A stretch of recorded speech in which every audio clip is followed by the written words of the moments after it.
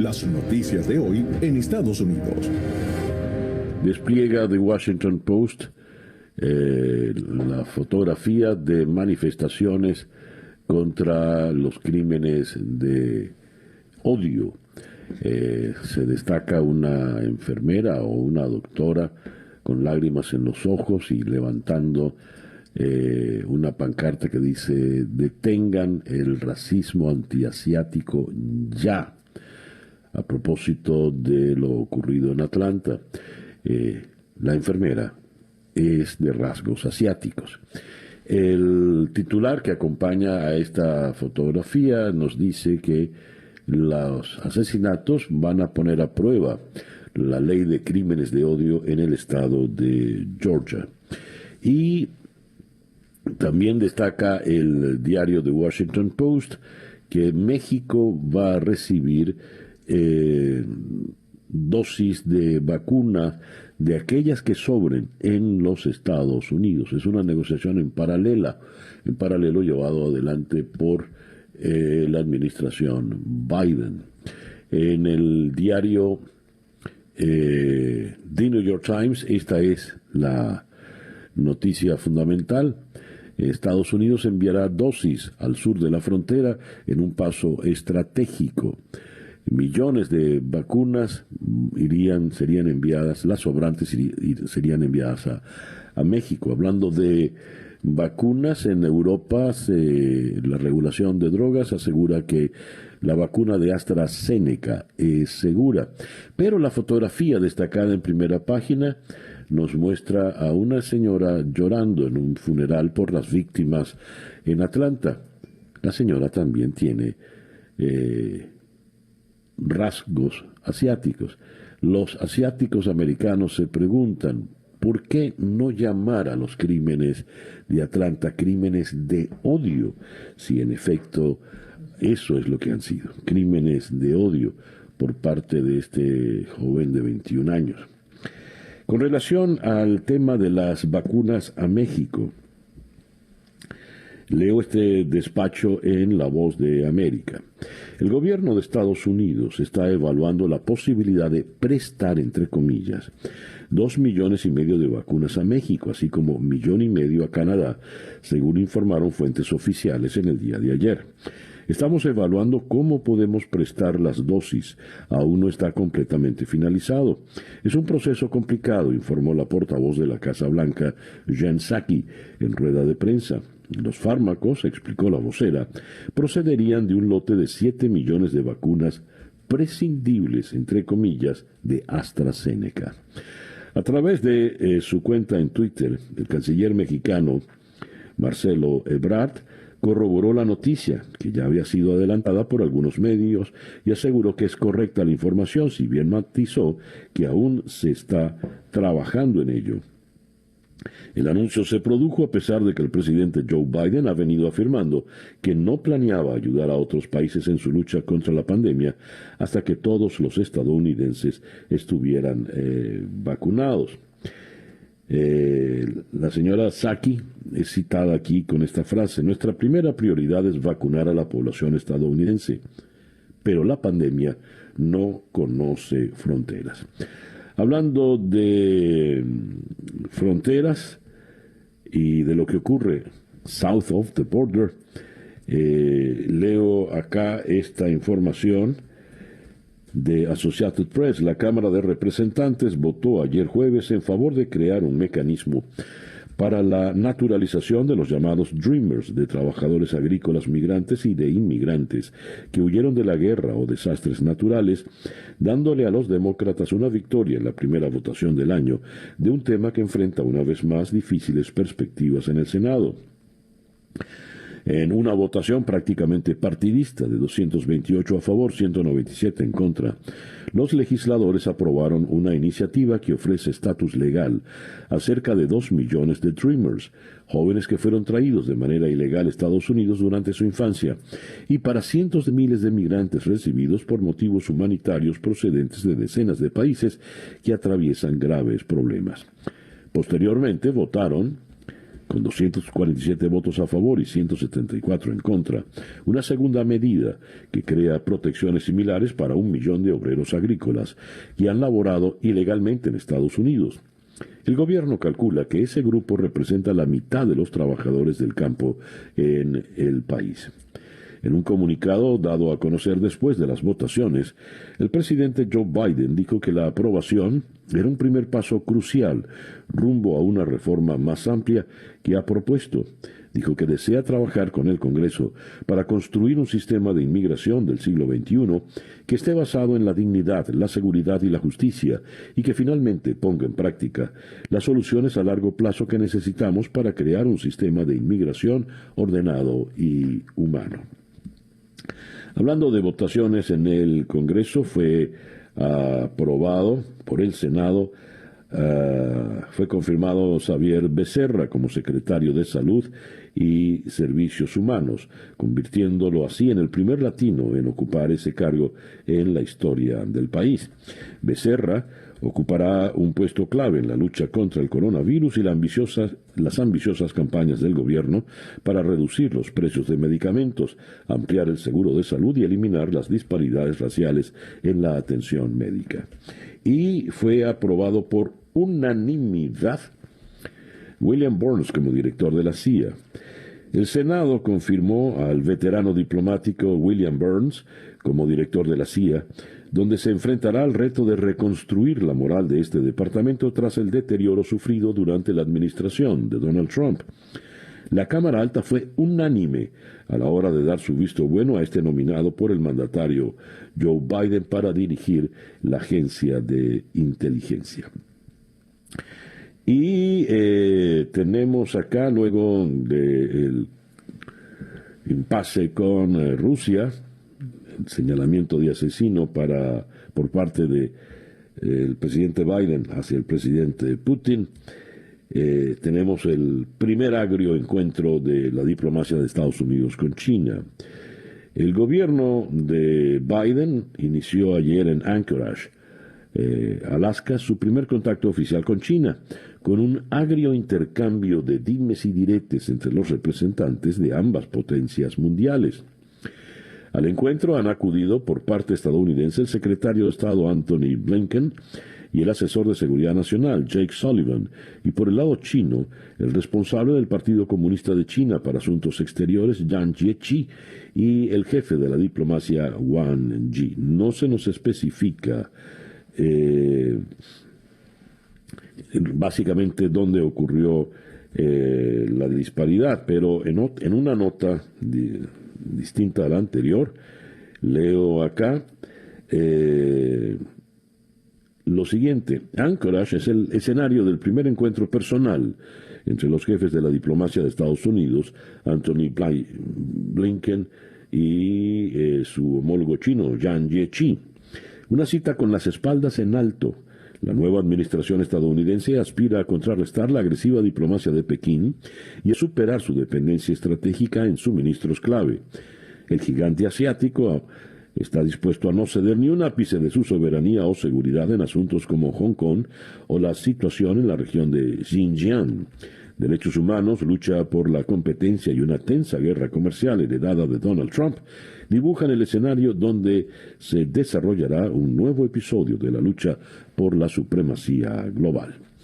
El reloj indica en este momento las 7:19 de la mañana. Antes de pasar a las informaciones de Venezuela, saludo acá, a ver, en el YouTube, Carmen María Figuera Rosales. José Palmar Lara, será el padre Palmar, Carmen García Guadilla, Jorge Rojas. Muy bien, gracias a todos pues por reportar su sintonía en el Instagram. Carol Pack, John Raus, Rosario Sarcos desde Brunei. Imagínense, esa señora sí está lejos. El reloj indica en este momento, como les decía, 7:19 de la mañana acá en Día a Día. Estas son las noticias de Venezuela. Tengo acá la primera página virtual del diario El Nacional de Caracas, donde el gran titular dice: el régimen se propone ajustar precios de alimentos y medicinas. La SUNDE inicia fiscalizaciones. La ministra para el Comercio, Eneida Laya, dijo que se propone llevar a cabo estrategias de verificación para convenir el valor de los productos, principalmente en los sectores de alimentación y farmacia, a los cuales harán monitoreo y fiscalizaciones constantes. Esta concertación o ajuste de precios promoverá la defensa de los derechos socioeconómicos de la población, sobre todo en tiempos de pandemia y ante los efectos del criminal bloqueo. Obviamente es la cita textual de la funcionaria. Ya una reconocida cadena de farmacias del país habría acordado el ajuste de 20 artículos de alta demanda que no fueron precisados. La ministra no informó sobre los alimentos que serán objeto de las medidas. Vuelven los controles de precio, volverá por supuesto la escasez. El Comité del Senado de Estados Unidos aprobó ley que prohíbe negociar con Maduro. La llaman la Ley Bolívar. La legislación bipartidista de prohibición de operaciones y arrendamientos con el régimen autoritario y legítimo venezolano fue aprobada por unanimidad por el Comité de Asuntos Gubernamentales y Seguridad Nacional. Propuesta por el senador republicano de Florida, Rick Scott, y patrocinada por Jackie Rosen, Marco Rubio y Tom Tillis, esta ley no permite a las agencias federales hacer tratos con cualquier persona que apoye al régimen venezolano. Comillas. No podemos quedarnos al margen y dejar que Maduro continúe cometiendo genocidio contra su pueblo. Tenemos que hacer todo lo posible para restringir el dinero que usa para aferrarse al poder, según dijo Scott. En el Nacional también leemos acá lo siguiente.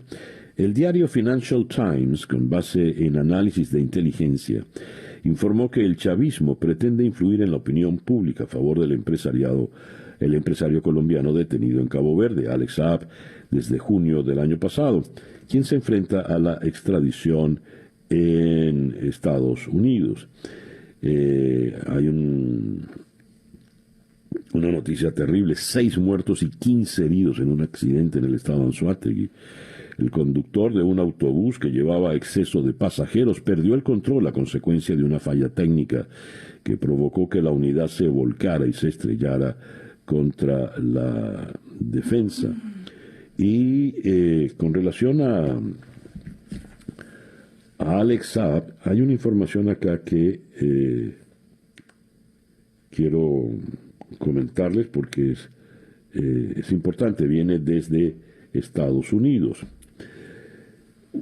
Miami concretamente. Un juez federal en Miami denegó ayer el pedido de un prominente aliado del gobernante venezolano Nicolás Maduro de retirarle los cargos de lavado de dinero, afirmando que primero debe entregarse a las autoridades estadounidenses antes de presentar su argumento de tener inmunidad diplomática. Ya usted sabe de quién le está hablando.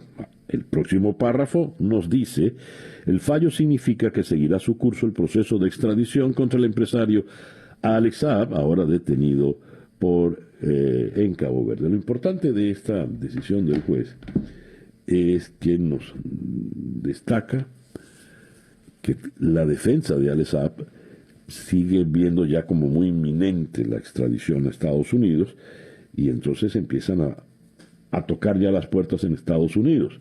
Mire, quíteme la condena o la acusación, porque es que además yo tengo inmunidad diplomática. Recordemos que cuando lo apresan en Cabo Verde, Alex Saab es un empresario colombiano. Luego, sorpresivamente, la dictadura de Maduro le da nacionalidad venezolana y después, sorpresivamente, lo convierte en embajador extraordinario y plenipotenciario. Todo, pues, de manera rápida y expedita.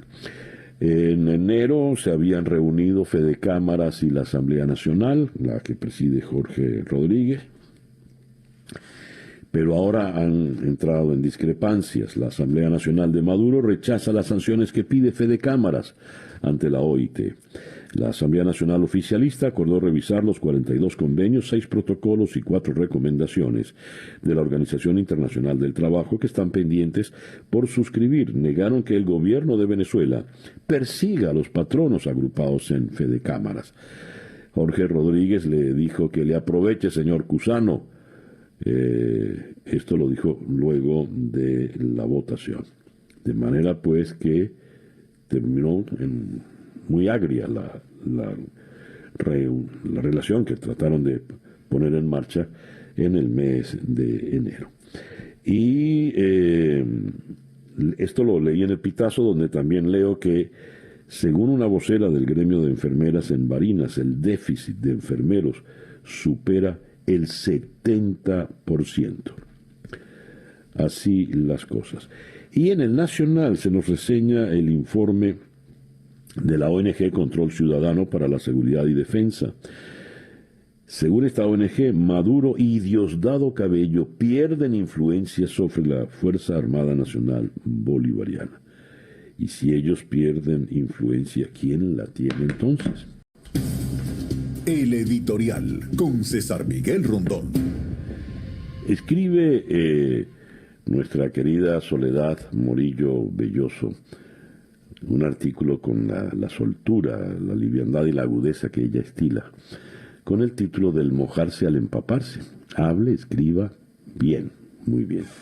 Pero piense antes de hacerlo, que nada pasa, todo queda, y más en estos tiempos de tecnologías que nutren esa, entre comillas, maldita hemeroteca. Sepa usted que el alma nacional es inacible. Nadie, por poderoso que sea o se sienta, puede encarcelarla.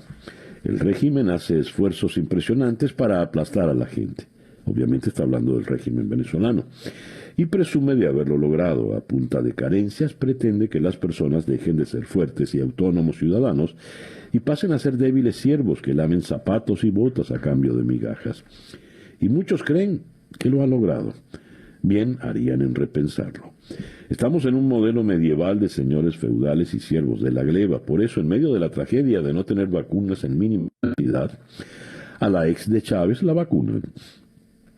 Es un claro ejercicio de abuso, pero es más, es la bofetada de la burla. Los señores feudales restregando su superioridad y publicando su accionar para que todos veamos su poder. Ah, pero la lealtad de un siervo es endeble, fracturable. Y harán bien los poderosos en cuidarse de esos siervos que no hablan, de los que parecen sumisos. Escribe Soledad, flota la pregunta del ¿hasta cuándo? Eso no lo sabe nadie, ni los más avesados, pero todo en la vida tiene un límite. En ciertas estructuras se produce la llamada fatiga del metal y ¡zas! De un minuto a otro se derrumban. Asimismo, las sociedades se hartan, se aburren, se fatigan, claro. Todo tiene antecedentes y las cosas no ocurren de la nada ni por generación espontánea. No hay que ser lector de cartas del tarot o las runas, ni hace falta examinar decenas de encuestas para sentir el gruñido de una sociedad cuyo aguante se agota por minutos. Un par de semanas antes de la caída del muro, a cualquier berlinés oriental de calle le hubieran preguntado hasta cuándo y no hubiera podido ponerle fecha en el calendario. Pero cuando ocurrió, en cuestión de minutos, cientos de personas llegaban al sitio, se trepaban y tumbaban a pedazos el muro de la opresión. El alma es inacible. Entonces, más adelante, concluye Soledad Morillo, a todos aquellos que se quejan y protestan por redes sociales, Twitter y demás. Si a usted le parece que lo que se hace no sirve, pues proceda usted a tomar el toro por los cachos. No se quede en el decir, pase al hacer. Y hay una enorme diferencia entre mojarse y empaparse. No sé qué es un libre pensador, sí sé que no es más libre que quien menos se compromete. La vida es preocuparse y ocuparse, involucrarse y comprometerse. Creo que es una conseja muy, muy pertinente la que ha apuntado en su artículo Soledad Morillo Belloso.